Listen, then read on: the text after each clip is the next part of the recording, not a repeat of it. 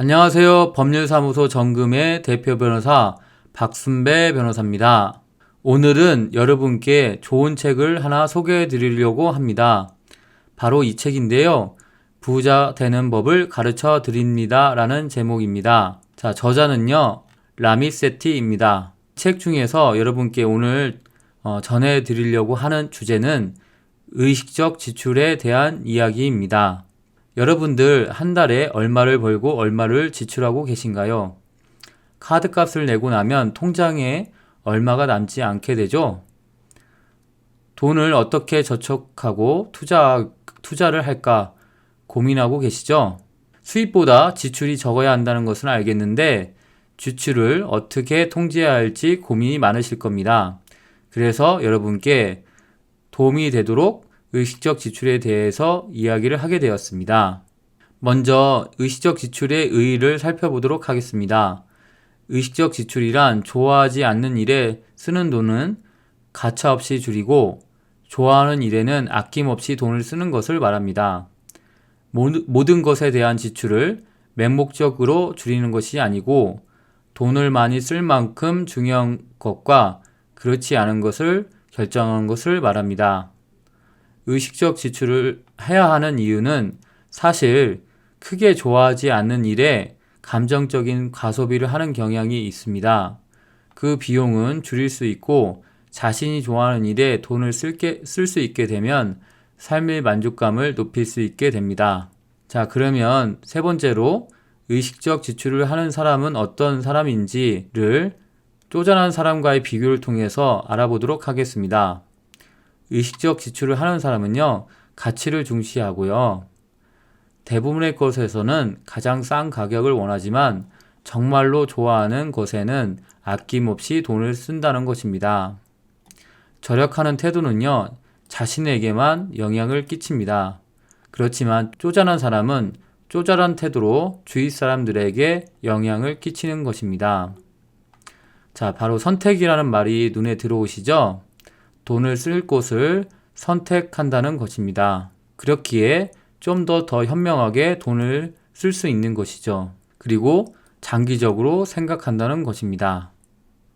자, 그러면 의식적 지출의 예를 한번 들어보도록 하겠습니다. 구두 애호가인 리사는 1년에 약 5,000달러를 구두했습니다. 그녀가 좋아하는 구두는 300달러짜리인데요. 1년에 약 15컬레를 사는 셈입니다. 그런데 리사는 억대 연봉을 벌면서도 룸메이트와 월세를 나누고 있고요. 공짜로 밥을 먹으며 호화로운 식사에는 별로 돈을 쓰지 않습니다. 자, 그런 만큼 리사는 기업 퇴직연금에 돈을 붓기도 하고 일반 투자 계좌도 운영할 수 있게 되었습니다. 또한 매달 휴가나 다른 용도로 돈을 모을 수 있고요. 기부도 할 수 있게 되었습니다. 자, 파티 애호가인 존은 1년 동안에 파티에 21,000달러를 씁니다. 그렇지만 동료들이 주말에 여행을 가자고 제안했을 때는 거절할 줄도 알고요. 휴가를 거의 쓰지 않고 회사에서 시간을 보내며 집을 꾸미는 데는 관심이 없습니다. 그렇기에 인테리어 비용이 거의 들지 않았고요. 심지어 정장도 싸게 사고 싸구려 옷걸이에 걸어두고 있으며 집에는 주걱조차 없는 것입니다. 자, 존은요, 시간이 부족하기 때문에 투자 계좌로 돈이 자동으로 빠져나가도록 설정해 두었는데요. 핵심은 존이 자신의 사정을 알고 약점을 보완한 이런 시스템을 만들었다는 것입니다. 결국 존은 투자 목표를 달성한 후에 놀러 나가는데 돈을 쓰기로 결정한 것이고 다른 부분에 있어서는 과감하게 소비를 줄였다고 할 것입니다. 자, 세 번째로는요. 비영리 단체 직원인 그녀는 연봉이 약 4만 달러로서 앞에 두 사례와에 비해서 적지만요. 다른 대다수 미국인보다 훨씬 많은 6,000달러를 저축할 수 있게 되었습니다. 그녀는 밥을 집에서 해먹고요. 아파트를 나눠 쓰고 직장에서 제공하는 모든 혜택을 활용해서 지출을 줄이고 있습니다. 외식 같은 경우에도요. 형편이 안 되면 거절하고요. 이렇게 알뜰하게 저축을 통해서 이 로스트 해지 계좌를 꽉 채우고 있고요. 여행비를 모으기 위해서 저축을 합니다. 자, 이런 돈들은 매달 자동으로 가장 먼저 이체되도록 이렇게 설정을 했는데요. 결국에는 그녀는 어떻게든 저축과 투자를 우선시 하겠다고 이렇게 스스로 결정한 셈입니다. 자, 이런 의식적 지출을 하기 위한 계획을 여러분들이 세워야 하는데요. 여러분들이 사용하는 돈의 성격을 네 가지로 규정할 수 있을 것입니다. 바로 이것입니다. 고정비, 장기 투자, 저축, 용돈인데요.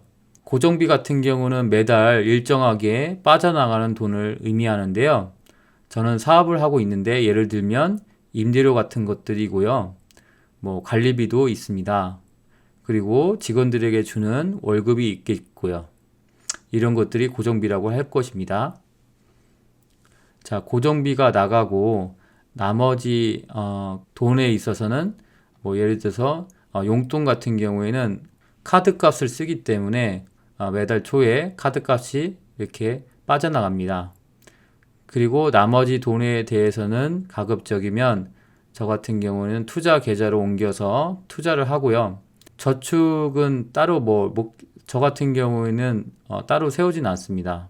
다만 이제 요 부분은 나름대로 계획을 하고 있죠. 장기 투자를 열심히 하고 있습니다. 자, 이런 의식적 지출 계획을 세웠는데 이런 계획이 제대로 실행되지 않는다면 어느 부분인지 부족할 수 있게 되고요. 가장 많은 부분 중에 이 용돈이 점점 늘어남으로 인해서 결국에는 투자 계좌로라든가 아니면 저축이 줄어들 것입니다. 그렇기 때문에 이 부분을 최적화시켜야 되는데요. 최적화하기 위한 방법으로는 세 가지 큰 비용을 골라서 조절하도록 권유하고 있습니다. 왜냐하면 대개 지출의 20% 가장 큰 비용이 지출의 80%를 차지하기 때문입니다. 이렇게 최적화를 통해서 그 계획을 수정해 나가는데요. 그 수정 계획이 너무 급작스럽게 변하면 힘들어집니다. 결국에는 그 변화를 작은 변화를 시도를 통해서 점차 바꾸어 나가시기를 바랍니다. 그랬을 때 온전하게 최적화를 할 수 있을 것입니다. 자, 지금까지 의식적 지출에 대해서 여러분께 소개해 드렸는데요. 어떻게 도움이 되셨어요? 도움이 되셨다면 좋아요, 구독, 알림 설정 부탁드리도록 하겠습니다. 감사합니다.